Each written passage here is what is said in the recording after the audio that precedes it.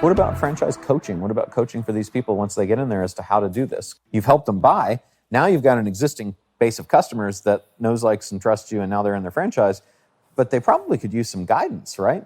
So this is where this is turned into a session where Roland helps Eric with I think it helps people to listen too, right? It does. So help me with this. You're listening to Business Lunch with Roland Frasier. This is your seat at the table. Thanks for tuning in to Business Lunch with Roland Frasier. Today, we have Erik van Horn, the founder and CEO of Franchise Secrets. This episode is a great listen if you want to know more about franchising, but also listen in if you have any kind of business, because you get to be a fly on the wall and hear high-level brainstorming and consulting with Roland. If you enjoy the podcast, be sure to subscribe on Apple Podcasts and share this episode with your business-minded friends. Hey everybody, welcome to this episode of Business Lunch. We are coming to you live from Punta Mita, Mexico at the Four Seasons, and I have my friend Erik van Horn from Franchise Secrets. Welcome to the show, Erik. Thank you for being here. Thank you. And you are the founder and CEO of Franchise Secrets. That's is that right. Correct? Nice. So tell us a little bit about, first, just what it is. So Franchise Secrets is really just a hub for franchisees and franchisors to get really good information. So it's franchisesecrets.com? Franchisesecrets.com. Okay. There's a podcast on that site. Okay. There are ways for people to get in touch with me if they're interested in buying a franchise, or if they're a franchisor wanting to get better, or maybe a franchisor wanting to sell. I'm interested in those as well. Okay. So for the folks that are listening that don't know what a franchise is, can you give them just a quick rundown on that?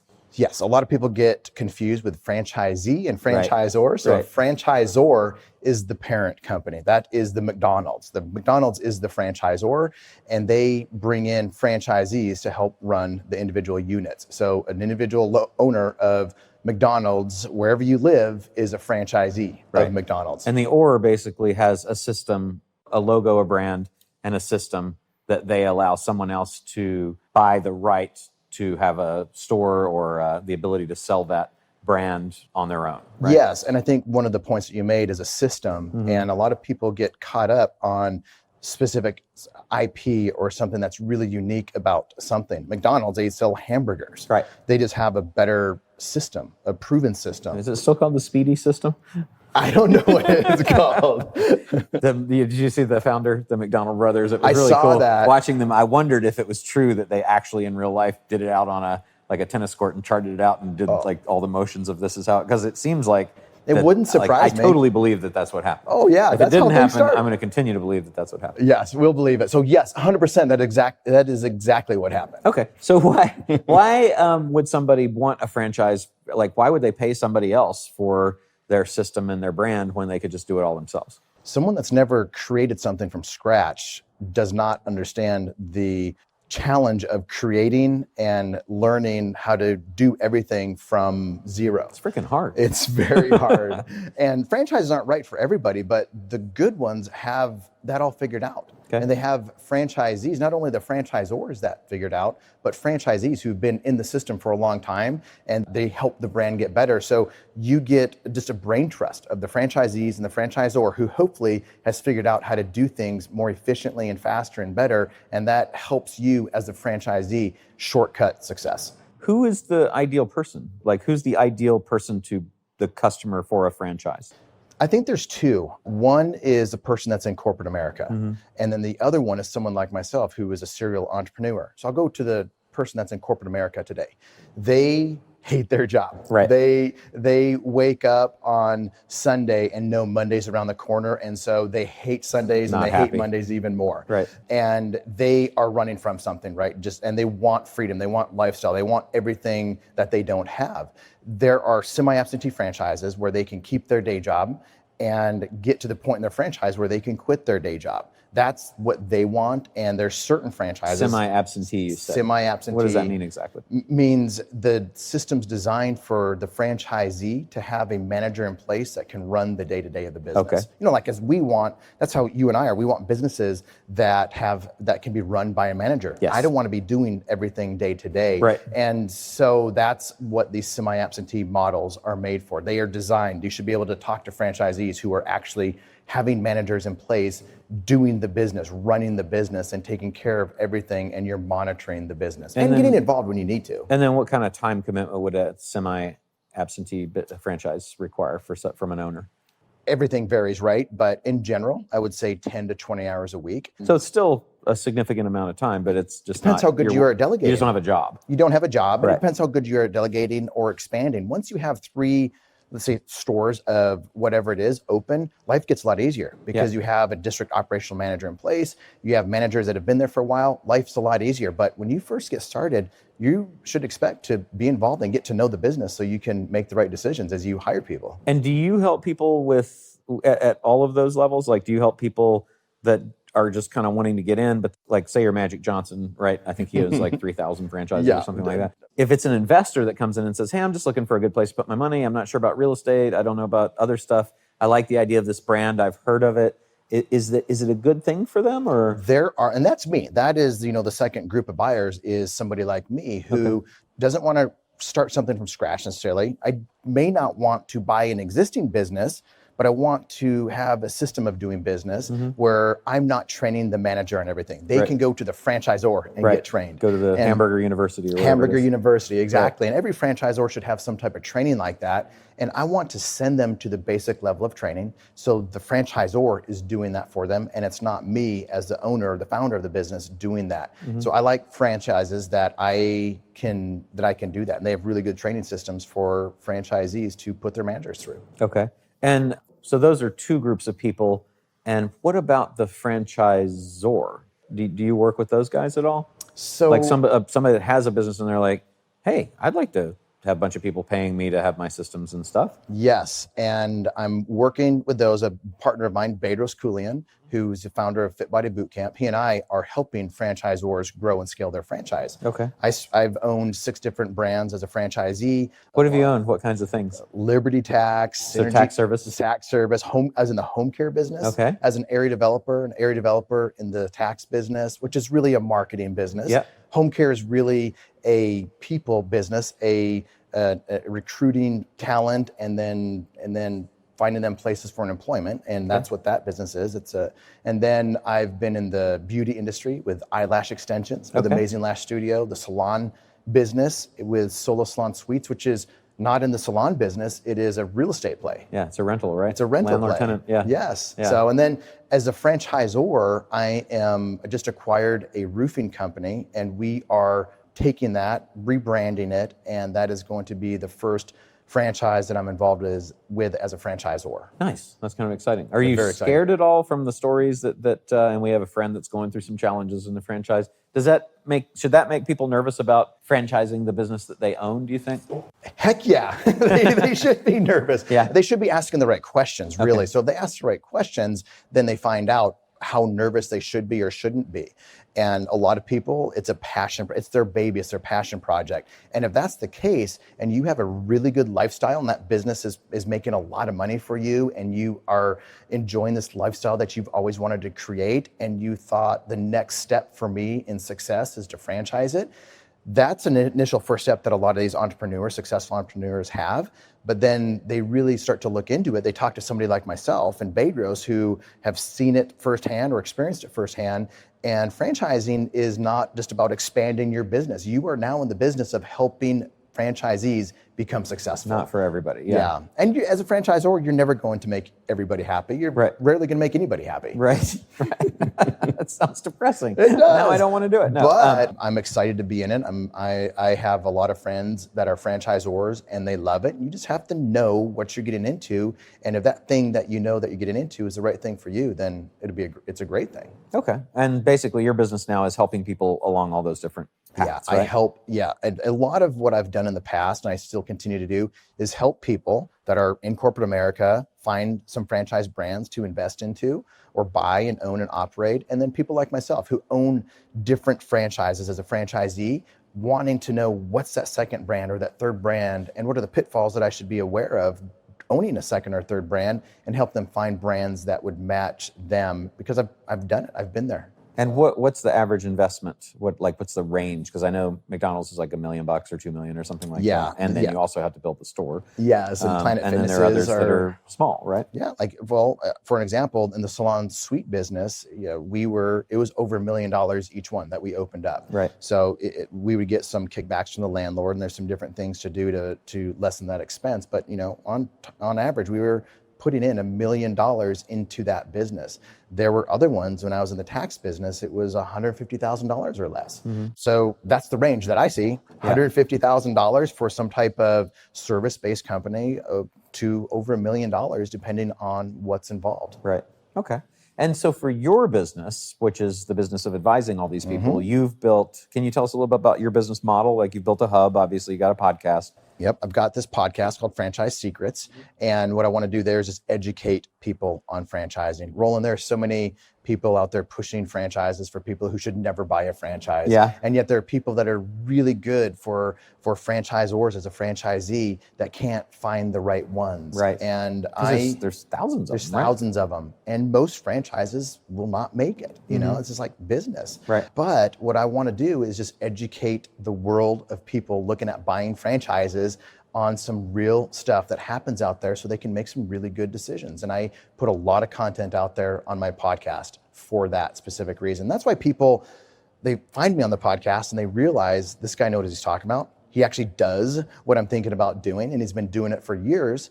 And I want this guy to help me. So I help a lot of people that come to me through the podcast because they've learned a lot through it. So that's one hub, is helping people find franchises. So for other people that like you have some experience because you had industry experience and then you were like, hey, I see a problem here. These people, I know people could be helped. Would it make sense these days? How long has the Franchise Secrets been around?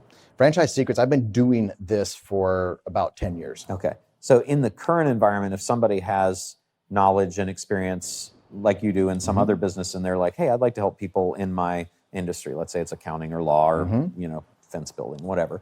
But they've got this knowledge and experience and they're going to build an information hub. They decide to turn it into a business. Any particular thoughts, suggestions, advice that you would give them? Looking at me and what I've done, it's the long-term game. I'm just putting out content out there and I'm in it for the long term. And I'm putting out really good information that most people are not putting out in my little niche in franchising. And I'm happy I'm doing that. So I have this hub of information that I'm putting out. I have not monetized it at all. That's probably coming. Talking to really smart people like you will help me figure that out. But until I do, I've just wanted to put out really good content to see where it goes and who responds and the questions that I get from them. And then that helps me produce more content in that hub. And but you are monetizing it because those people somehow come on a list. They get pixeled when they come to your website. Correct. Right? Yeah, So, I do have a pixel on my website. Yeah. I've learned a lot of this stuff with your help. And so, yes, I've gotten a lot more sophisticated with that. And I do monetize that. So when someone does come and find me through my content out there, and I do help them find a franchise, I get paid by the franchisor. Okay. So I'm compensated by the franchisor if they buy something that I should. So these people don't have to pay you any. Is there any step along the way where you charge people There's at all? no charge. I have not charged anybody for anything that I've done. And I won't charge people if they come to me and look for a franchise to buy, and I help them that way. Because it's like a real estate agent, right? Or an executive recruiter. What percentage of people that come to you actually buy a franchise that you start along the path of helping them out?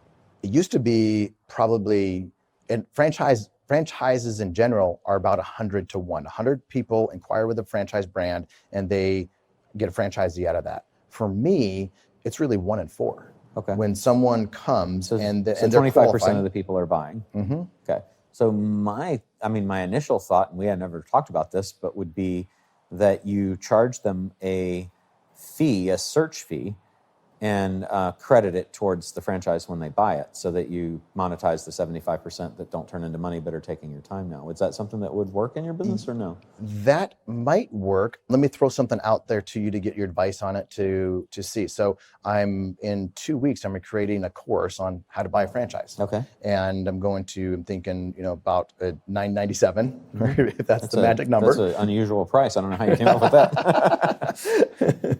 Again, talking to really, really smart people come up with these really elaborate pricing schemes. But if I have a course, that's a really good course that helps people find a franchise, whether they're using me or not, then they can buy that course, and then they do use me, and then I would credit that back. I like that a lot. I think that's great. Yeah, I think, but it's just I guess it depends on how much time does it take to get to the point where you, like on average, knowing the customers that you've helped, how long does it take that 75% to decide they're not going to do anything? I help them decide really fast. You do? Okay. Yeah. All right. Yeah. In terms of your time? Yes. Yeah. Because my time's, extremely valuable to me. And a lot of people don't realize that, they want a second or 5 minutes or 15 minutes of your time. Right. And so before someone talks to me, they talk to my assistant, and they talk to him, and then he pre-qualifies them. Okay, If they're great. qualified, meaning if they are ready to buy something in 60 to 90 days, and they're financially qualified and ready to deploy funds to the franchise, and they're ready to actually make a decision, if they find the right one, then I'll talk to them. Okay. And I'll have a 30-minute conversation with them. It's during that time I decide, one, if I like them, or they get to decide if they like me. Do you not take people that you don't like? 100%. I love it. If they're gonna be difficult, and they might not even be a difficult person, but if they're just going to be difficult in the process, I just won't do it. If they have unrealistic expectations, then I won't help them. I'll help them, but I'll help them in a different way through the podcast or different things. Yeah. But I want this probably isn't right for you right now. Definitely check out all the information I've got. That's a smooth path. I just had someone that reached out to me 3 months ago. Timing wasn't right, and I was very honest with him. He wrote me a long email today. He said, I know timing's not right, but I really want to look. And I had my assistant have him jump through some hoops to see if timing might be right, but I'm not going to mess with that until he's ready. So that's why I have a 1 in 4 closing rate, because I'm qualifying the right people. And then through the process, some people discovered the timing's really not right for them. And I love helping people like that. I had someone that is on the plane to Europe and Asia all the time. And he was looking at buying a semi-absentee fitness business. And I could tell he was just so nervous. And I don't want someone to get into a business that's wrong for them. I'm not perfect, but I don't want them to, if I can shed some light and point out some things to them that may make them say, no, I want to do that. And so I said, how would you feel if you're on the plane to Asia trying to get some sleep and your manager quits and you don't have a backup because it's your first location? Like, what would you do? And he's like, Eric, I couldn't handle that. And I'm like, okay, there's your answer. I didn't even have to tell him there's your answer. Right. And 6 months later, Roland, he came back. He's like, Eric, I appreciate that. It's like, I'm in a different place now. I want to start looking. Nice. So, but I do that a lot. I help them decide right away if it's not right for them. And then I help them those ways as well, because at the end of the day, they need to find something that's really good for them at this point in their life. Do you help people get financing?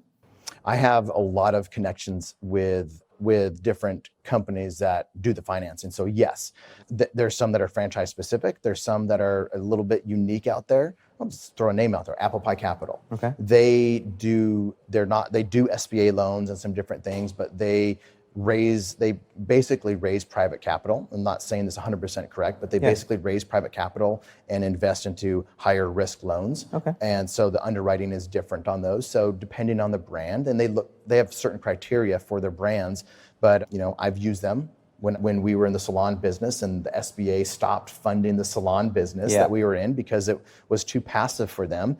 We went to Apple Pie Capital and they helped us. So there's a lot of people are doing 401k rollovers and SBA loans, but that's a good point too, because if a lot of people think I have a relationship with my local banker, that's their first phone call. Right. And then they have a great friendship, a great relationship with that banker, but that banker doesn't know franchising and doesn't know the brand. Right. And I think it's really important a lot of times for the franchisor and the bank to have a relationship. And that helps people get financing a little bit easier than their local bank. Yeah. Are there other services that offer like affiliate things that provide monetization for you in addition to somebody closing? If I was a little bit smarter, I'd probably know the answer to that. Okay. But I have not run into that yet. So I asked because, like in the real estate world, like say we have a brokerage, and the brokerage makes money from the brokers and from the people that buy, but also we have a title company, an escrow company, a credit service, a staging company, all these other things, because those are all ancillary services that our customer, our core customer who's buying a home would need. Are there a bunch of other services that a franchisee would need? Financing is one of those. Not all lenders, some lenders give referral fees. So that's an affiliate, right? So they will give a fee, and I have to tell you, like a lot of times I just tell them, take it off of the customer's bill. Yeah, which is nice. And the customer never even knows that. Half the time I should probably tell them. You should tell them. I should. Yeah. Or take it and buy them something really nice. Yeah, and if you take it, you have to tell them, but you for sure, if you're saying, look, hey, part of the deal here is, right? Yeah. So I see that a lot, but and there's only certain lenders that do that. Yep. But that's the only thing that I've seen out there. What about franchise coaching? What about coaching for these people once they get in there as to how to do this? Because you've helped them buy. Now you've got an existing base of customers that knows, likes, and trusts you, and now they're in their franchise, but they probably could use some guidance, right? So this is where this is turning into a session where Roland helps Eric with his but I think it helps people to listen too, right? It does. So help me with this. I've been putting out content for this exact same thing. I started a Facebook group for franchisees only.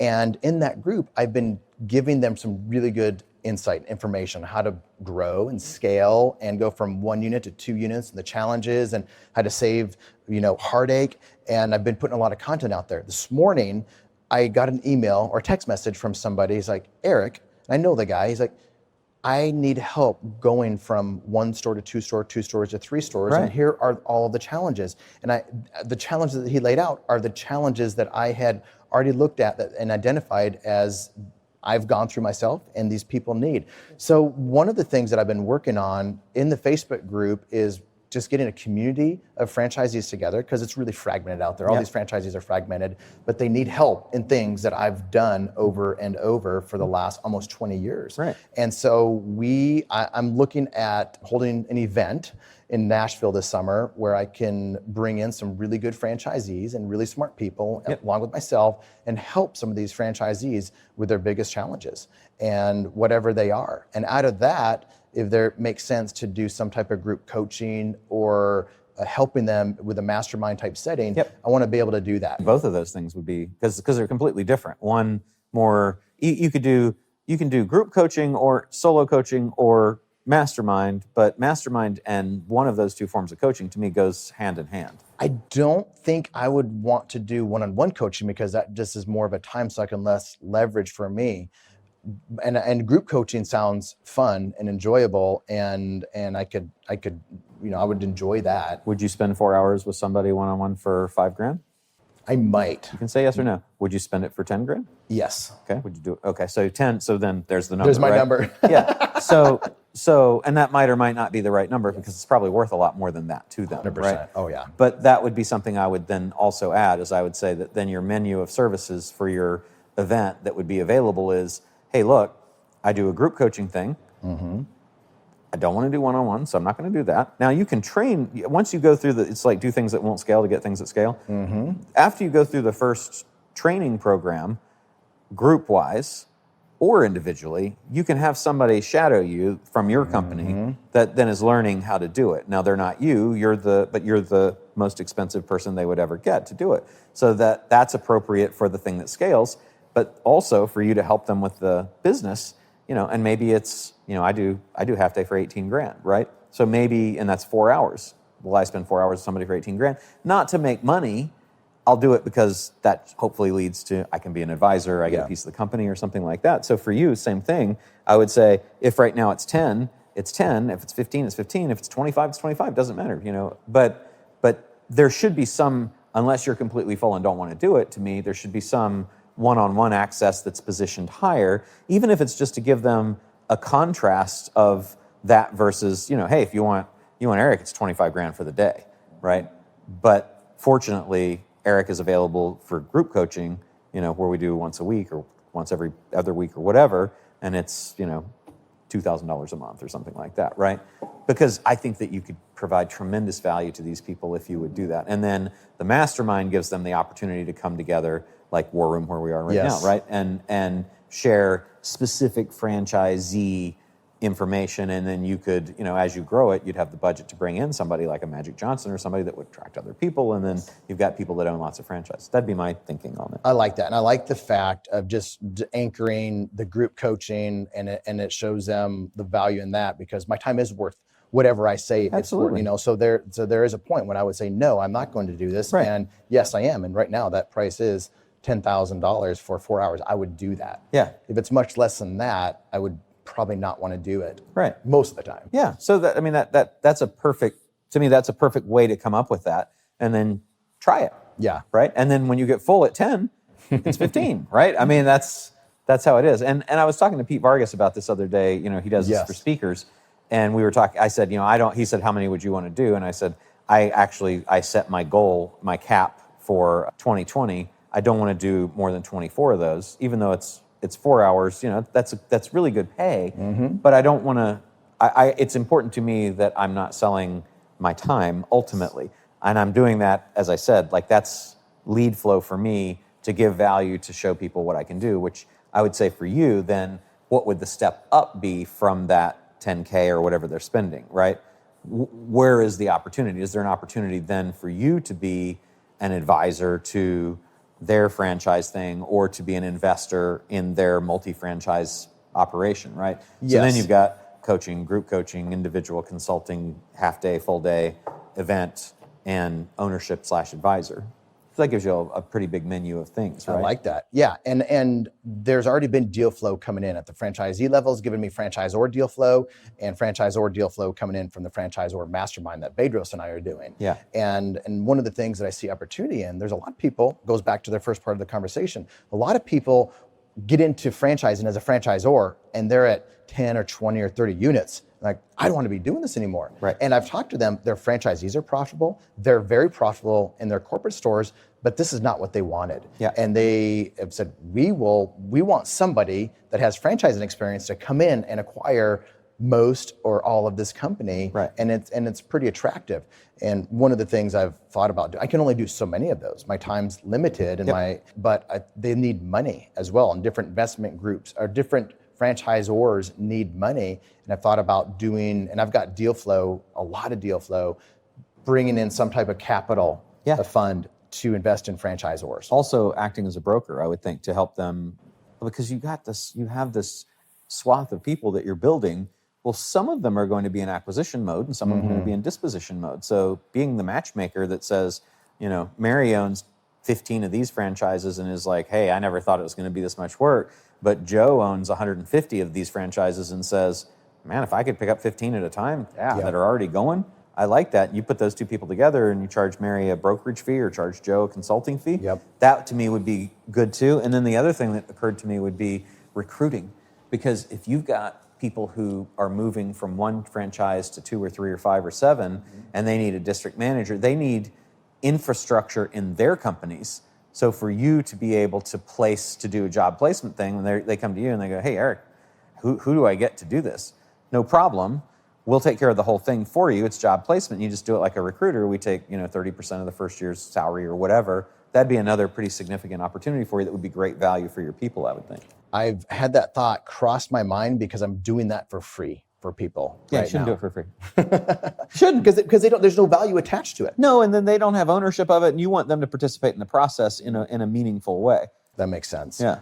And there's a lot of district managers, people out there that are needing that. And at the franchisor level, there are franchisors that have a really difficult time finding franchise business coaches, FBCs, franchise business coaches, and people that are really good at that, helping franchisees implement the system. And I talk to franchisors, and they just have a really hard time doing that, finding the right person, because everyone's resume looks great from a great brand, but they were horrible at it. I know people that are really good at that right now. People are in my head with that are looking for jobs, but I don't have the time to do all this for free. So I'll let the two parties have not connected. It seems to me them like you could also create then a wonderful thing, because I think the franchisor side of the business is going to be more profitable for you ultimately than the other. But that would then give you an opportunity to create a certified FBC program. So you could certify people as having the minimum competence that the franchisors need, and then you start providing those people there, and now you've got an accreditation company as well, and then you've got all of the coaching and masterminding and everything on both sides, franchisor and franchisee. So I've always wanted to do a franchisor mastermind. Yes. I think it'd be great. They've got tons of money. I'd like to own parts of those companies. Yep. That'd be an opportunity that would be available to you there, and then you're providing them value, and then the FBCs, the CFBCs, become a lead gen for you to get in your foot in the door of all these franchises, right? Franchisors. Yes. Yeah, that makes a lot of sense, and I like the certified aspect of that. And Yeah. that's a really important part of it. And that's, I mean, I've had experience in that. I've worked with them, and I've had them coach me. I've had the best ones. I've had the worst ones. A lot more worse ones out there than best ones. The other thing that occurs to me too would be, just like you've got certified pre-owned Lexuses and things like that, would be if you had the ability to certify for your buyers. If you're acting as a broker and Mary's got the 3 franchises and she's tired of them now, for you to be able to take the people that are coming to you looking for the franchise and say, hey, I've got somebody that already has one, and I've run them through, and they are certified, they're Franchise Secret certified, right? Mm-hmm. As a pre-owned franchise, that then they've met the 72-point checklist of things they need. Franchises are great, but it's still not easy. No. Right? There's still a lot of work. So if you want to buy a pre-existing franchise that's already going, we'll take you through the process. We've already run them through. We've already vetted them, and now you get a commission from Mary when you help her transition to Bob, who's looking now to buy something. And Bob doesn't have to buy a franchise cold. Yes. He's got one that's already going. Yes. Seems like there's actually quite a few. Yeah, there's and I opportunities. have that's my database is full of those, because Right. I've probably helped more people than anybody get into franchises. Yeah. And then you tell Mary, look, if you're going to sell this, you need to run through Eric's 72-point checklist thing to do that. We'll run you through that. It costs X $1,000 to do that, and now you've got. That makes a lot of and sense. And then you can even say, and I'll credit it towards you. I'll credit it when Bob buys.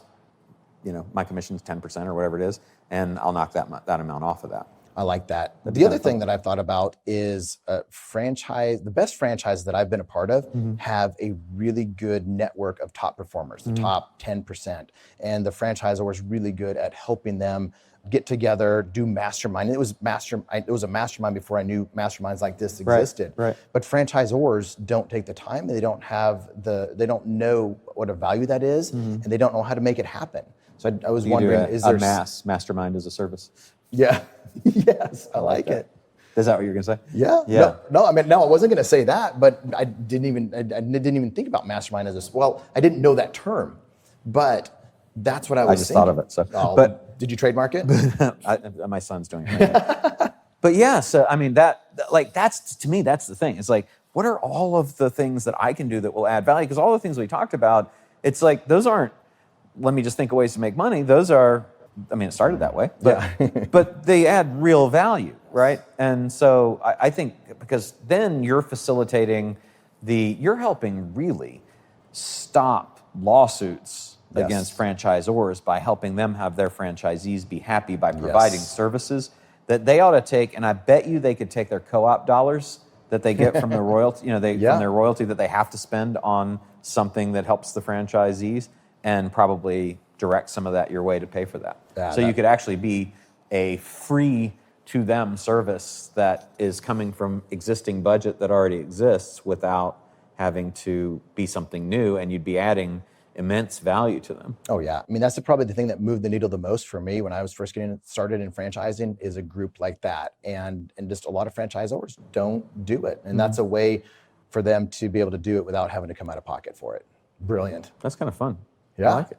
So is there anything that I didn't ask you that you think I should have, that would be really important and helpful to people that are kind of exploring the franchise world? Gosh, you did such a great job of diving into it and helping me. Something that you may not have asked, I think you hit it at the end. It's not easy. Business isn't easy. Right. So many people out there are making it sound so easy. And one of the things that I like to do is just give people a realistic expectation of what it is, and it's work. But Roland, franchising changed my life like 18 years ago when I bought my first one. And it's just been a wild ride ever since. And I can't believe I am where I am, being a guy that lives in small town in South Dakota, being able to do a lot of really cool things and help people along the way. But I remember early on, it was a lot of hard work, but I created those systems, and even systems beyond what the franchisor does. And I think this is probably the thing that most people don't understand as a successful franchisee. Franchisors cater to the middle 60% of franchisees. They're trying to either help the bottom performers get a little bit better or help them exit. They're focused on the middle of the pack, and the top franchisors kind of get ignored. And so just having that understanding of that's the way it is and that's the way it will probably always be, you need to get around other really smart franchisees to really elevate and have more success in your current business. That's why they should join the Franchise Secrets soon to be announced mastermind. That's right.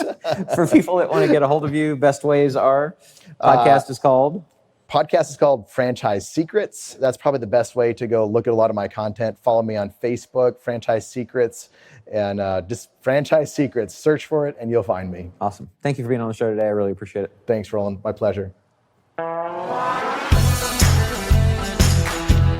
You've been listening to Business Lunch with Roland Frasier. If you're enjoying the show, let us know by subscribing and leaving a review. And for more information, go to businesslunchpodcast.com.